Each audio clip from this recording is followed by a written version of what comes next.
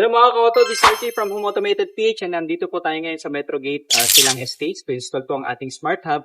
Samahan niyo po kami, kasama po natin ang ating electrician and subaybayan niyo kami sa progress.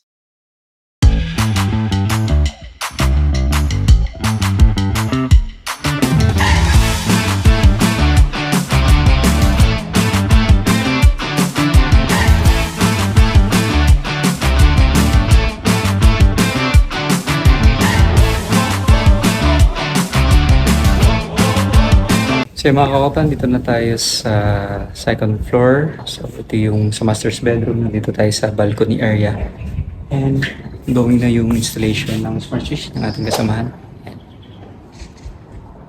Okay, so yan naman yung switch para dito sa balcony. No? Ilaw dito sa balcony. Yan. Yan ang panahon.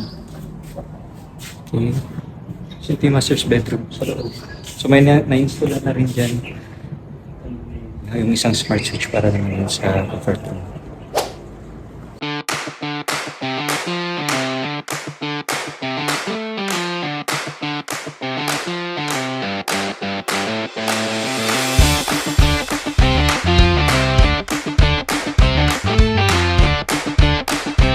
Hello mga ka-auto, so yun, partially complete na rin po ang smart switch installation dito sa second floor. So andito tayo ngayon sa balcony area.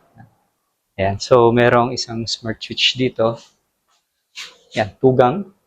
Then meron din dito sa my master's bedroom. Ito yung future master's bedroom. Meron dito sa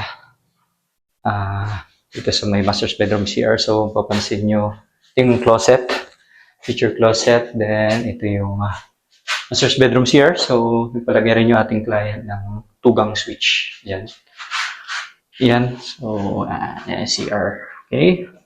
And then, meron din dito sa hallway. Okay, so ito yung hallway ng second floor. So, yan. Ongoing pa yung construction. Ito, papunta sa third floor. And, ito ko lang yung view. Galing tayo dun sa ground floor kanina. Yan. So, ito yung ground floor. Dun sa baba. Yan. Yung ground floor. So, dito tayo sa second floor. Yan. And yung smart switch na isa is nandito, 1 gang. Okay, hallway. And dito naman sa may mga bedrooms, yan. Meron ding isa pang smart switch, 1 gang din. Saka, yan, meron isa dito sa isang bedroom. 3 gang. 3 gang smart switch. Okay.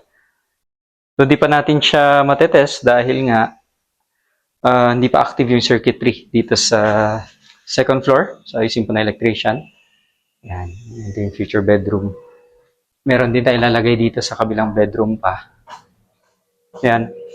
So, dito, smart switch din to. Sa mga provision pa siya, no? Dahil nga hindi pa siya active, babalikan na lang natin siya sa susunod na araw. Yan. So, ito rin.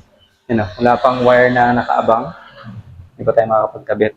Babasa niya smart, single switch. Okay, so yun naman ay dito naman sa balcony sa may second floor. Araw. Okay, ganda ng panahon, no? Okay.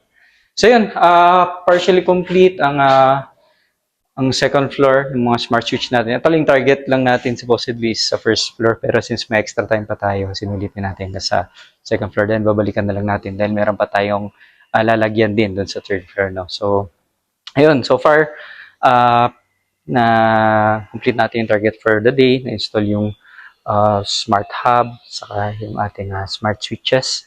So, ayun, and ready to pack up na. Thank you for joining us and sabaybayan nyo kami sa mga future projects. Again, this is Arky from Home Automated PH.